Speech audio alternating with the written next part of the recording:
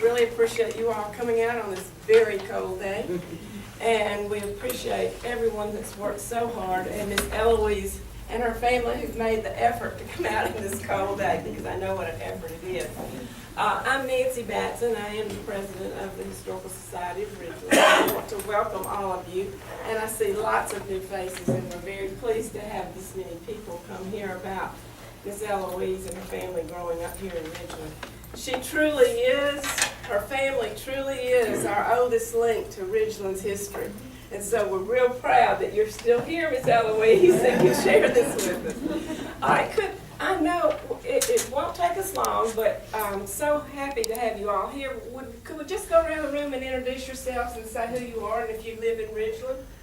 I'm Joy Ellis. I grew up in Ridgeland. Diana Boring. I live in Madison. Okay, I will let you say. Pam Allen. I live in Ridgeland. Annie Coleman in Ridgeland, Sunnybrook Road. Betty Andrews in Jackson. Nice. Ethel Brashears in Madison. Great. David Hart, Ridgeland, 69 years. Wow. Okay, that's good. Well, we may get some link-ups going. She's right with it. Just to start with, maybe. First, yeah. I'm Katie Eubanks. I live in Jackson. Carol Fitzgerald, and I grew up in Ridgeland. Chicky Atwell. I live in Madison. Donna Dye, I live in Ridgeland, but I'm 24 years for it. I'm Larry Johnson. I live in the county of Madison. Close to where? Close to Annandale. Okay, that part of the county. I know this notorious person. You probably all know him. Go ahead. I'm Bill Stutterwood. Been here for a long time. You've been here for a long time.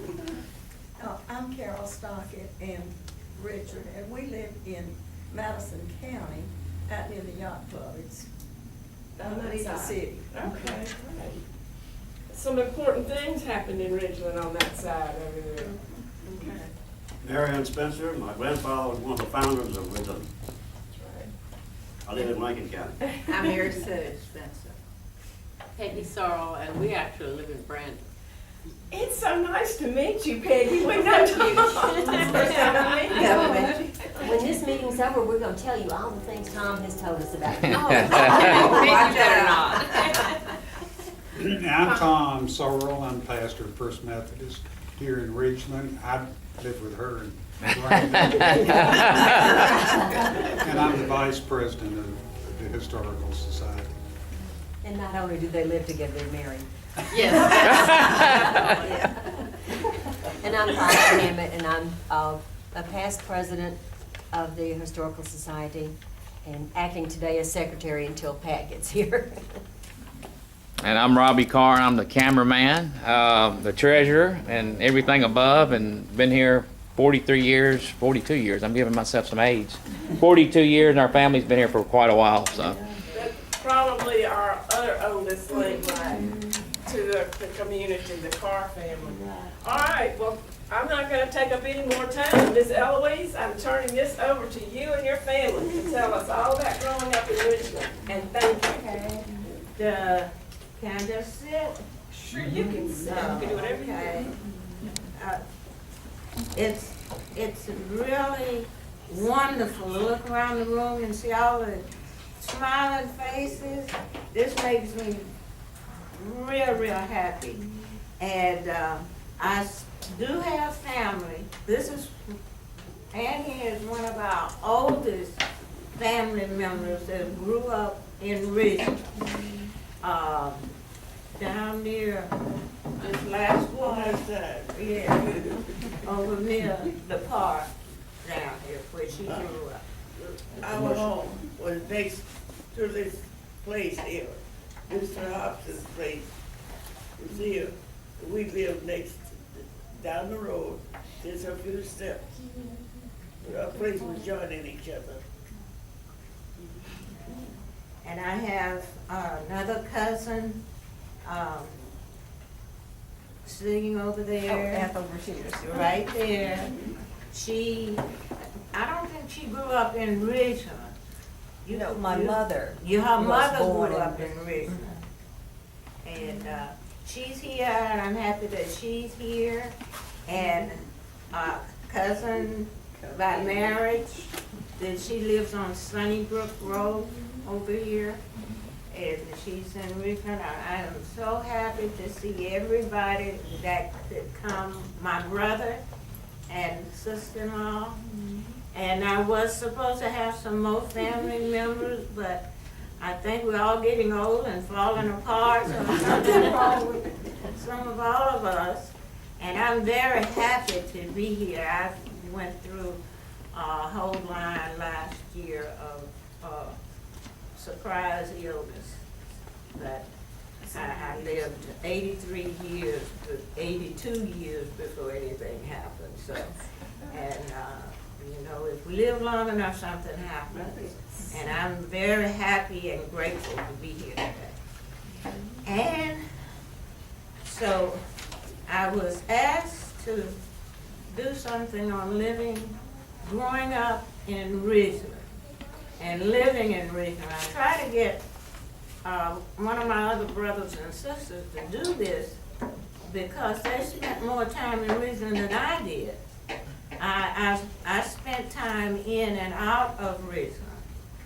I would come home and maybe stay a year and go back and stay 20 years. So, but through it all, I'll let you know how I feel about Ridgeland. Growing up in Ridgeland, and on Ridgeland Avenue, I was born on Ridgeland Avenue, across the railroad track, next to the third house from me, the second house from me, somewhere in that area. And then my mom and dad bought the property up at 51 Highway, where my brother lives now.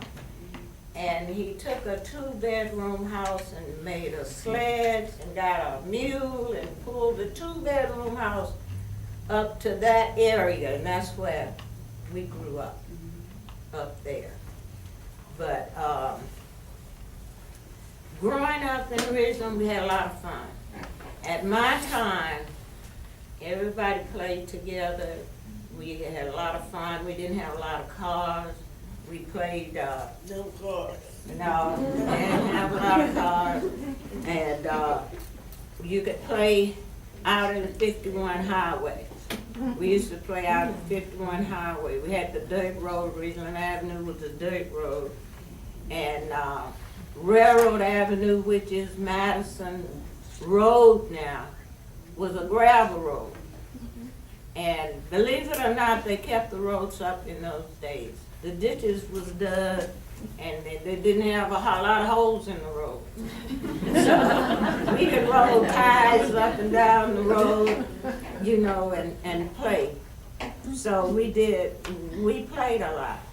My brother, Robert, he used to make games for us to play. He'd make up a game. Well, we're gonna play doctor today. We're gonna play lawyer today. And whatever game he made up, we played. And also we played a lot of marbles because he was the only boy at that time. And all the girls, we had played marbles. And so we played marbles, hopscotch, and whatever, and along with his made-up games.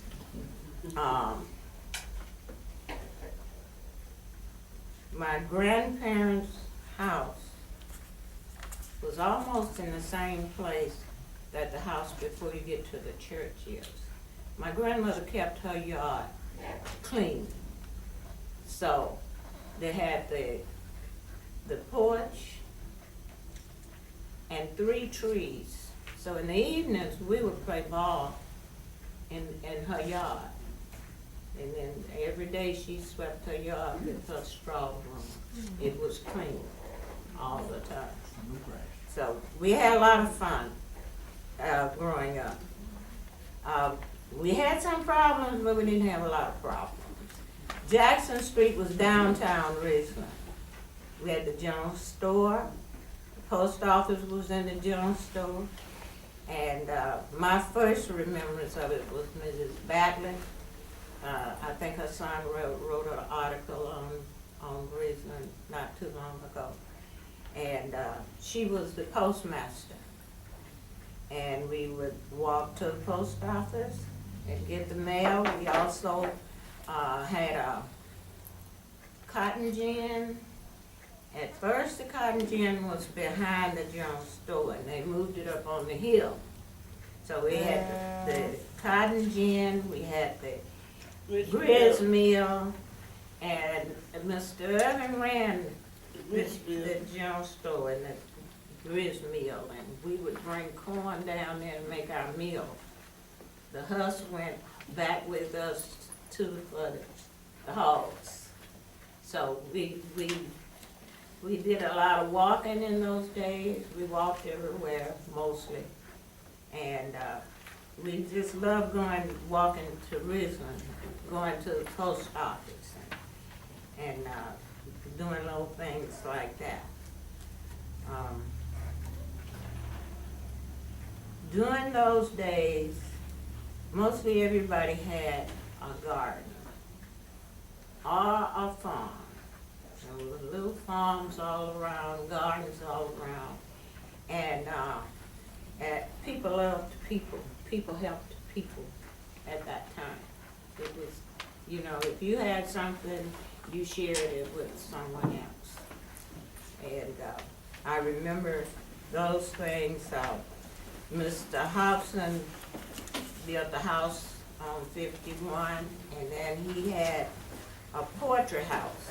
He raised chickens, had a poultry house, hired different people to work for him at the poultry house. Even though he had a farm, he also had the poultry house.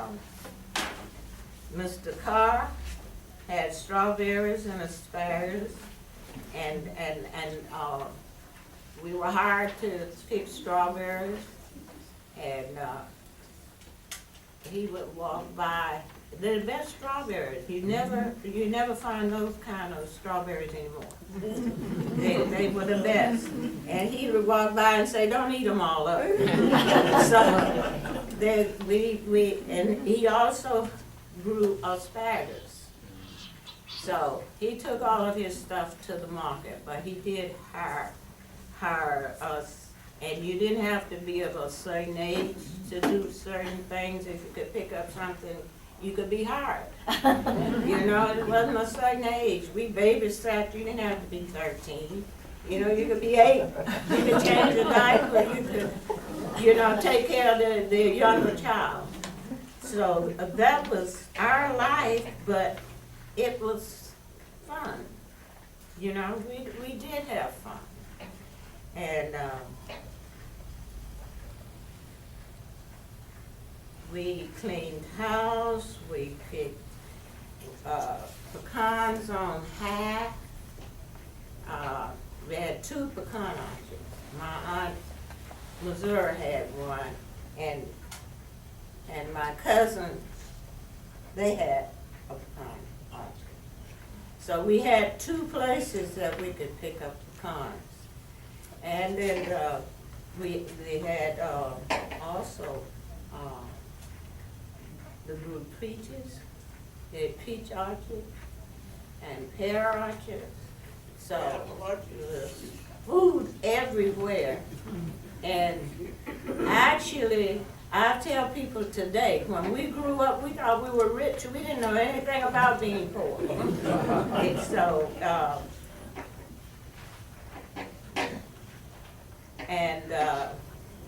we had a school in Ridgeland on Railroad Avenue, which is now Madison Road, down between where Simon Hill Church and the storage was a school. It was Zion Hill School. It was an AME church that had moved before my time, but they kept the school. My mom did not allow us to go to that school. We had to walk to Madison So we went to Madison Rosenwald School on Crawford Street. It's now Rosa Scott, I guess 9th grade school now. But at that time, it was Madison Rosenwald School. And that 2.5 miles, we walked it every day. Now, sometimes we would walk on the highway. Sometimes we'd walk on Railroad Avenue because we could go through the field, cross the road, and it would cut off a lot of time. And when we would do it on the highway sometimes, we didn't have a school bus. White kids had a school bus. So on the way to school, they would hang out the window and spit at us and holler at us and go on. But off the school bus, nothing happened. We didn't fight on the street. The older people didn't play that.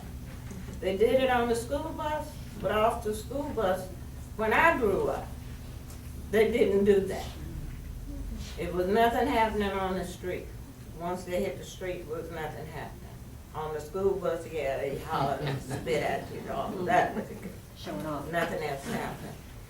And, but overall, Ridgeland was not a bad place to live. And we were kind of happy. Now, I've heard a lot of talk about Mr. Alexander. He came in and he built a nightclub and he opened a restaurant which had been a service station. Mr. Graves had a service station, so he had bought this from him. He had that as a hamburger shop, a little restaurant. So he did open a nightclub there and hired all of us to work. My cousin was one of the big cooks there, and they did a lot of things there. But most of the men of Ridgeland, the white men didn't like Mr. Alexander for some reason or another. They called them all kind of names and did all kind of things. But he did hire us, and we worked for him for a while. And it finally got so ugly until they ended up burning down his business. And he left. I don't know what happened, but he did leave. And was a lot of bitterness between him and the men of Ridgeland. And whatever happened, it happened to them. For myself and my family, we're still here. I still think Ridgeland is a good place to stay.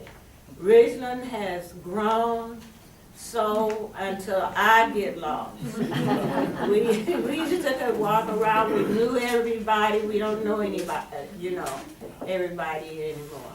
But it has grown and it is growing, and I think it's still a good place to live. One thing that we need in Ridgeland is public transportation. We have no public transportation. And we're all getting elderly. And that's one thing that I have not heard of Ridgeland planning, is some type of public transportation. It is in the master plan. It is. Well, thank you. And that's what we need. And that's all I have. I want my brother to be able to add something. He came up a little generation behind me, and they may have had, a little differences than I had. And I have a generation before. yes. I am 93 years old. In our place, joined this place, which was a Hobson place, right on the other side of the fence. My daddy bought 143 acres of land on the other side of the fence, like he was. I remember Mr. Irvin's daddy, we call him Mr. Mo Hobson. Mr. Adcock, he ran the store in Ridgeland, one of the other stores. Then on that side of him was the post office, which he said Miss Bailey ran. But Mr. Jim Brown had it before her, and his wife ran the post office. He had a store. And then Mr. Johnny Mooney was across the track that we have to go and pick up our little penny candy. We didn't have but a nickel or penny all the time, and we went there. We better remember Mr. Pete Valley and Mr. Boss Valley. They were brothers. They lived next door. And they lived next door to us down the road there. And we had Mr. Burns. They don't know anything about them. Mr. Adcock didn't have any brothers. He had all sisters, and he was there in Ridgeland. And that was Mr. Burns, Mr. Jim, had a store. Mr. Burns. Yeah. Across 51. Oh, no, that he was right there in Ridgeland, right Oh, there. yeah, on the- yeah, he moved to 51, right? So you talking about Mr. Hawthorne and things? No, he bought it from Mr. Blunt. Do you see why oral histories are so important? Oh, They my live God. them down. Yes. It was Hawthorne he wasn't anywhere around. No. We had to speak Hawthorne. Everybody knew everybody. All the whites knew all the colors. All the colors knew all everybody. Everybody. And as she said, we got along pretty good. Not the colors got good. So was in our fights. But that was all it was. It was a fist fight. We was through with it. All of us was through with it. We fed well everywhere there. In Ridgeland. No. Can I ask you all, do you have any recollection of the great-grandmother or the property that they had and where that would be, so people would know where that property was? I do. Patient. My grandfather's mother, her property was, you know where the car parts place across from Chevron. Yeah. Right behind there, it's a huge tree. Her house sat right behind that tree. It's still there. The tree is still there. The house was torn down when they built that car. That was my great-grandmother, Patient, that came here with the yellow. And was that where the Yellow Leaf property was too? That was part of Yellow property, and I'm not mistaken, it ran all the way over Jackson Street. At the back of Jackson, cross 51, that's where they had the pear orchard. Was all over in that area. And your family is still down on that same property though, isn't it? On that same, not on my grandparents' property. Okay. They sort of lost it. They wouldn't let my grandfather have it, and the person she had left that property to move to Chicago and vowed not to ever move back to Mississippi. and they would not let my grandfather have the property. So, the last person that I understand that had it was the Goss. And I don't know if any of them live in Ridgeland. I don't know if they live in, I don't know. I don't know if any of them are.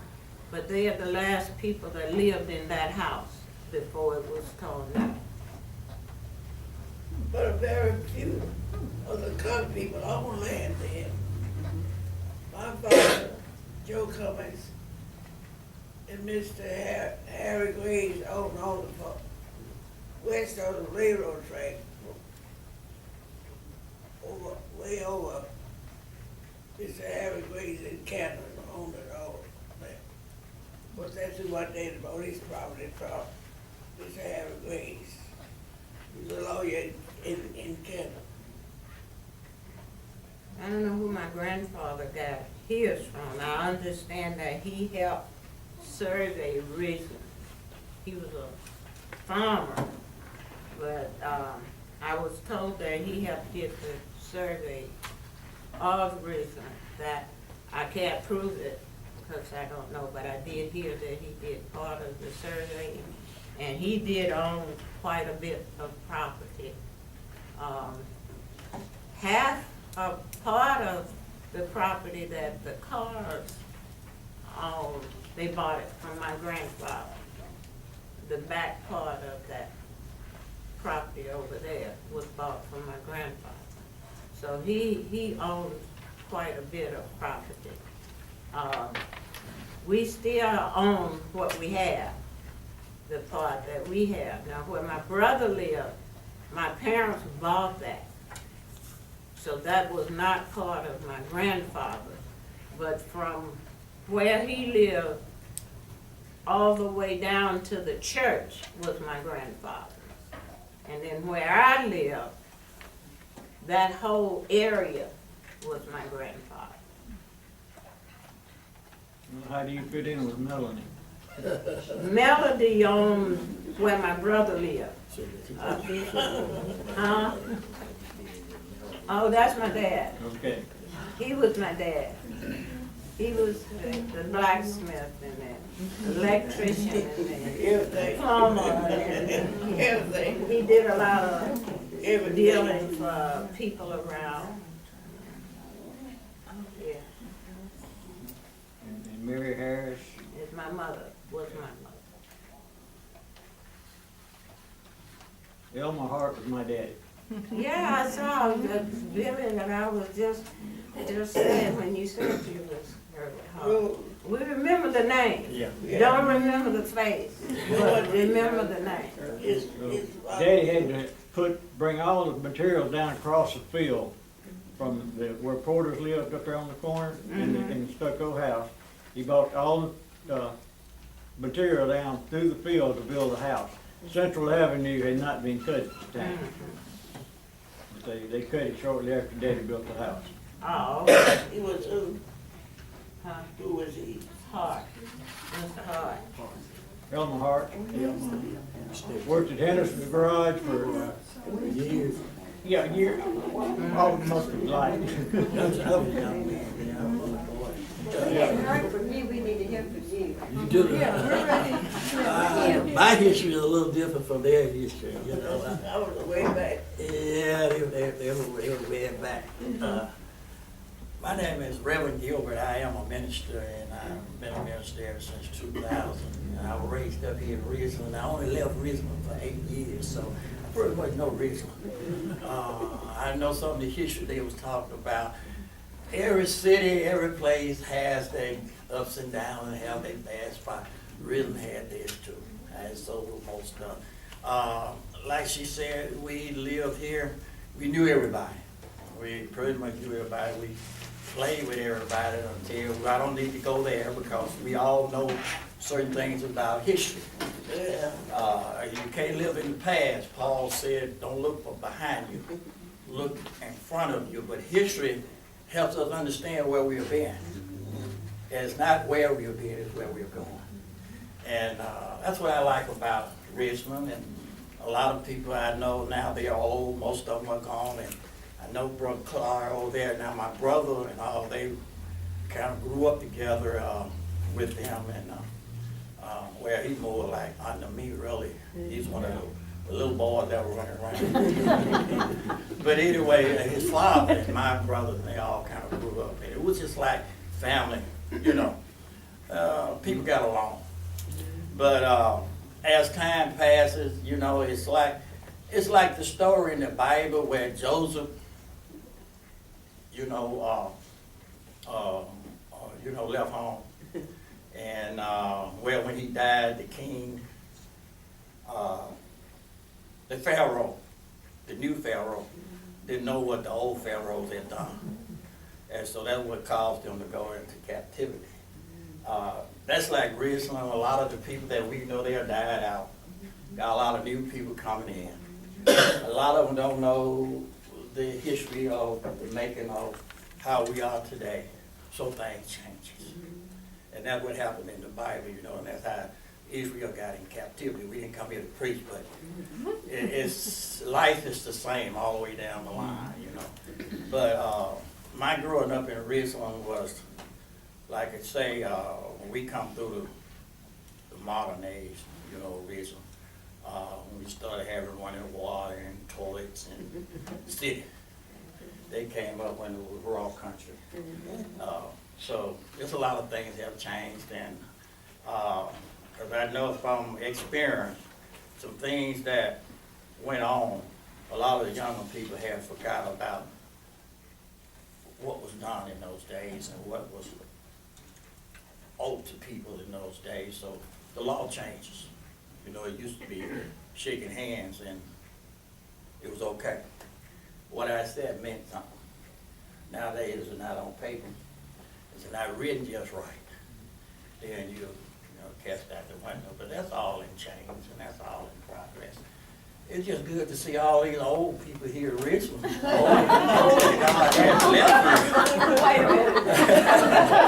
is, you know, and we can talk about, we talk about, Lisa, I know some history about, you know, where she was speaking about the changes when they left out Mr. Jack Pentecost. Mr. Pentecost, I don't know about Jack Pentecost, Mr. Pentecost. Now, he came up when I was a little boy. He owned the store down there with Mr. Irvin, you know, when Mr. Irvin moved up. He had the general store there with the, you remember? Oh, yeah. Yeah, Mr. Pentecost. He used to live right up there with all that power stuff he was by Brook right there. Yeah. Back there where the fitness lady is. Right. And then I remember, I came throughout the kid that I remember the Vigilante group. I said, how many of y'all, you remember that? Maybe I better be quiet. But all of that stuff, happened here in Ridgeland, and what Ridgeland grew out of it. You know, it's a lot of history here and a lot of good history here. So I'm just proud, like my sister, to be living in Ridgeland now. You got peace and you got quiet, and just to see all the red lights in the cars, and I didn't want to get out of my yard. So it's just wonderful, and it's just good to see the old timers too. I like that.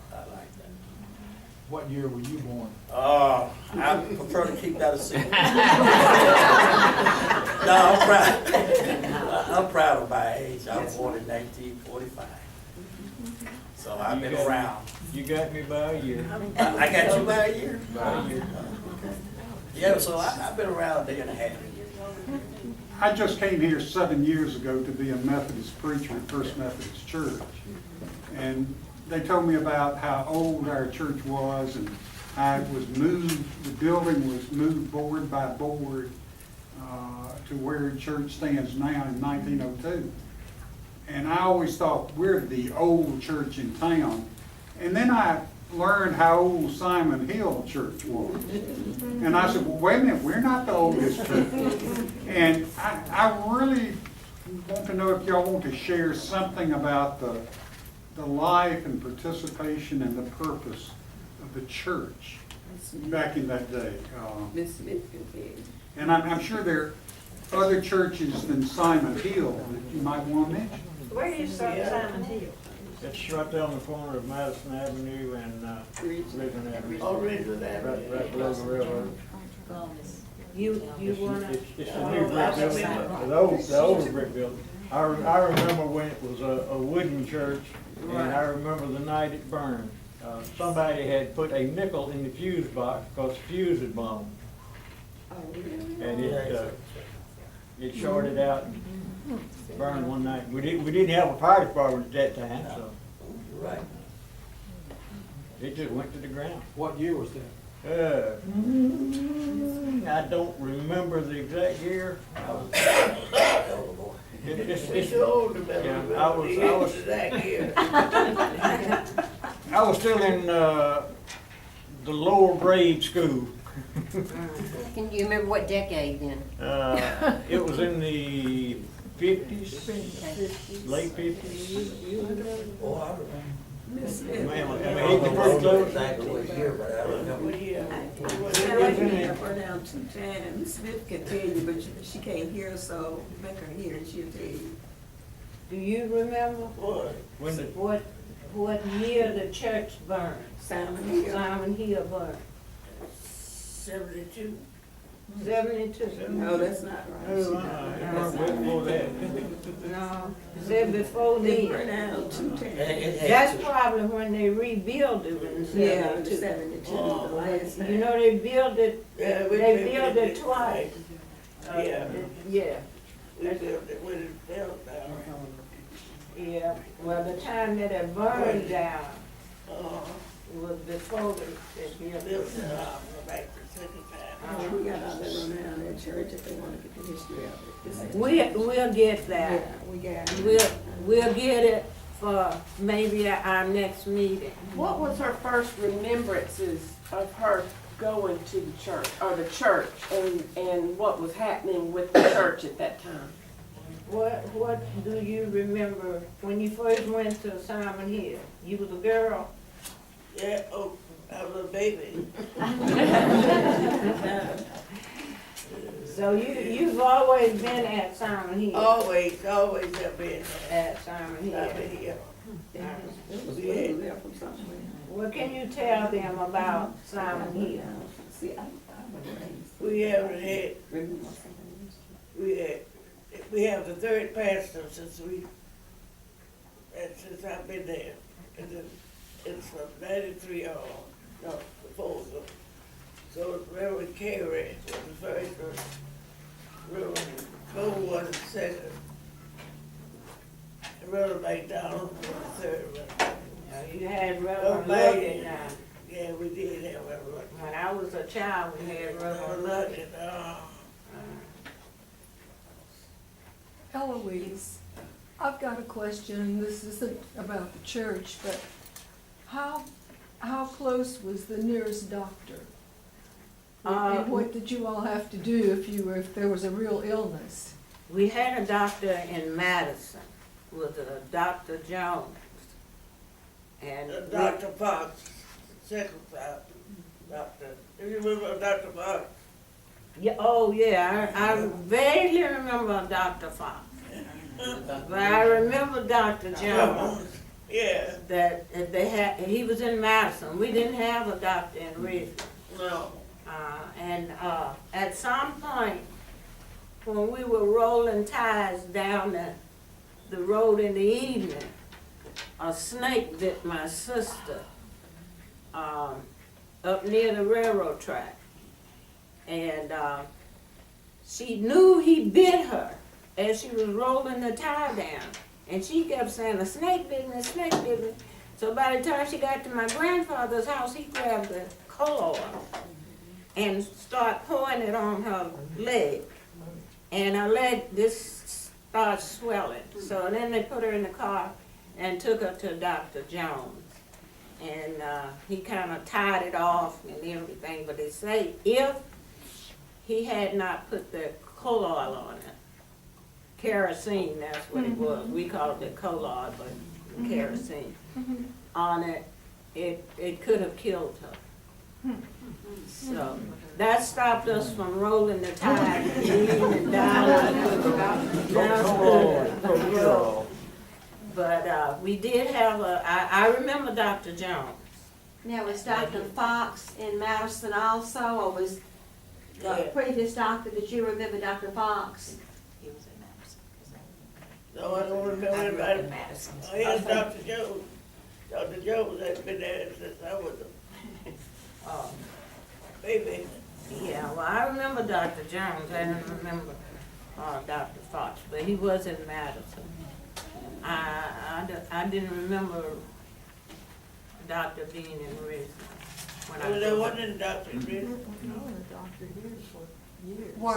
Were Dr. Fox and Dr. Jones African American, or were they white? They were white. They were both white.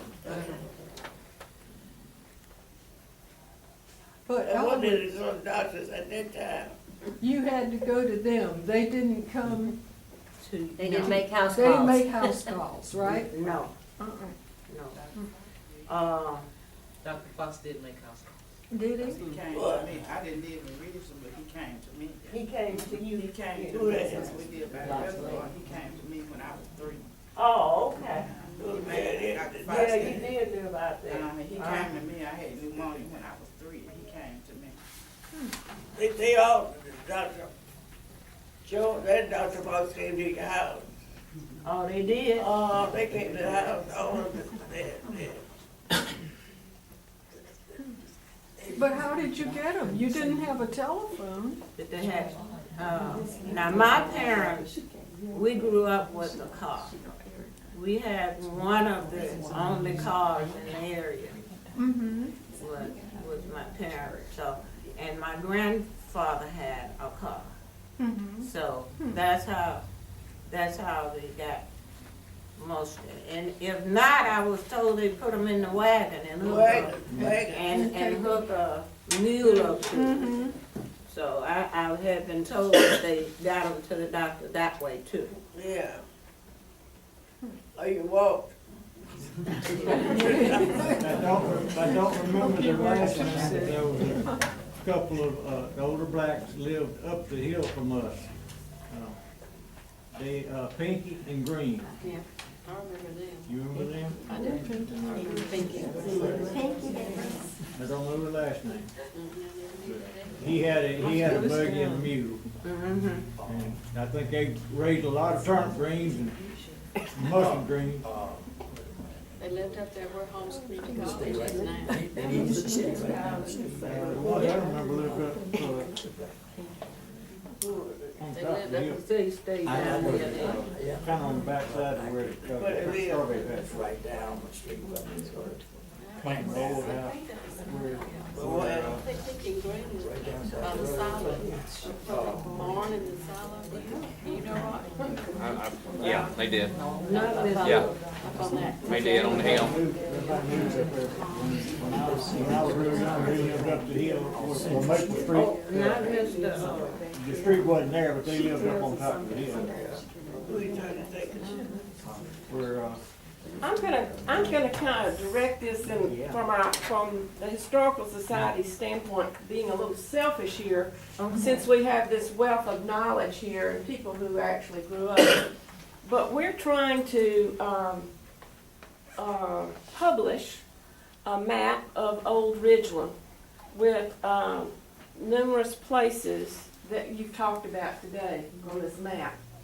And we've gotten pretty good, we've gotten some pictures, but there's several places that we can't find any information on, but we know the location because of the city plats that are in City Hall. So I'm just going to just throw out a couple things to you. If you have any information, I sure would like for you to share it with me, because we're trying to get this to the press by 1st of April. So we've identified Simon Hill, and we've got that, and I have that Jackson Street was destroyed by fire in 1901, so I don't know if that had anything to do with that, but Jackson Street was destroyed. We kind of located the Old Town Hall, Adcock's Grocery, the grist mill. We don't really know where the grist mill was and anything It was about right the grist down the mill. street. In the back of the, you know, where the general store was. On the It street. was on the on the side Can you give of me the back. street names now? Central Avenue. Jackson, That, Jackson, it's on Jackson, right down the street. and what was that, Wheatley? Wheatley, it was between Wheatley Yeah. I and tell Central you Avenue. what, we'll run out of time if we do this. I've gotten into this, doing this way before. What I'd like you to do is to make a note of that, and I'm gonna get this information from you Okay. within the week. Oh, okay. And then, sorry, first time us meeting you and Mr. Hart, and if you've got anything that you can contribute, I sure would like to meet and pick your brain. And I anyone don't- else here that knows. I don't remember the grits mill being where they said it was, because that was a little bit before my time, but, I Well, know. we need the history of Henderson's Garage. That is also on our list. We need a story or something to make it interesting to people who visit Ridgeland. Henderson's Garage is still where it was. Right. It started up It's the there only by the thing that trace, is. where the trace comes through. And they moved it down to where it is now. That's what I said. I want to document that information about the schoolhouse that was the separate schoolhouse, because we have the schoolhouse that was, on, School Street and Nolan Circle, yeah. So I want to be sure I have that information. There was a foundry. It said a foundry at East Railroad Street and Jackson Street. Does anybody know what that was? Down, What was it? That's why you came here. Okay, can you give, what did they do? What did they? All kind of things, like, you know, where you have on the water pipe, but just, where you used to have a place where you turn it on. Out there, we made those things. You talking about A lot of other Big kind place. it was, that was the youngest place. All right, do you have any particular story or anything about the foundry that would be interesting? Is there a landmark in Ridgeland right now that we could say, the foundry was right here, like, I could show you right where it was. okay. All right, Mr. Sturman, I'm putting your name down on that one. I'm putting your name down on the school and, okay. You know where the city had their, Where they put the marker. It's right in there. Oh, right where the historical marker. Right in there. Right in there. Oh, wow. Except it's on the opposite side of the street. We didn't know we were being smart. We didn't know I didn't get that. What were you talking about? She said, it's right where the historical marker is. And I said, It's on the side. well, we were so smart in doing that. I was asking you about where the city kept all the books and everything on the city. But they moved it Oh, on that hill. where, you're asking me about that? It used to be in the grocery store. We think we found a picture of that. We think we found a picture of something that looked like a storage room where the city records were kept. It looks like a little, Me and another fella built that. all right, one other thing. Does anybody recall a depot, a train station? Yeah. Where exactly was the train station? On the other side of, you know what a marker is? On the opposite side of the street, Right across from the marker? right across from the marker was a train station, and they hung the mail up between the station and the tracks. Okay, Miss Eloise, you're gonna have to finish this. I got one other one I want to throw out here. Okay. Ridgeland Mining and Manufacturing Company and Sawmill. I vaguely remember something about a sawmill. Early 1900s. Yeah, I don't really remember. I heard something about a sawmill. Where it was, I don't know. I don't either. The only I sawmill heard I- about it. All right, but That wasn't the sawmill at that time, was it? I think it's up on the place there. Yeah, the only one I remember. Ridgeland Gin and Supply. Ridgeland Gin and Supply. Okay, that's up on that hill. We're Ramey. You're talking that way, but It, Can you give me a street? Okay, you can do this. I'm putting your name by that one. okay, I can show you. I can show you when they moved. I'm just gonna come to your house and we're gonna finish this up. When they moved it from behind the general store, they took it up the hill. It's up, Behind the jewels. Behind We're Rosini's, where Rosini's is. Right, okay. yeah, Back in that area. Yeah. way up the I think there hill. were remnants of that when I first came. There'll be some parts up in, that marketplace is back there. All right. there'll be some parts up there. Do you think, any of you have any stories or anything of interest about some of these places that I've mentioned that could go in bullet format that you could share or submit to me? Write it down and submit to me. I remember seeing the jail. Jail, okay. I think, you know what, we don't have a jail over here.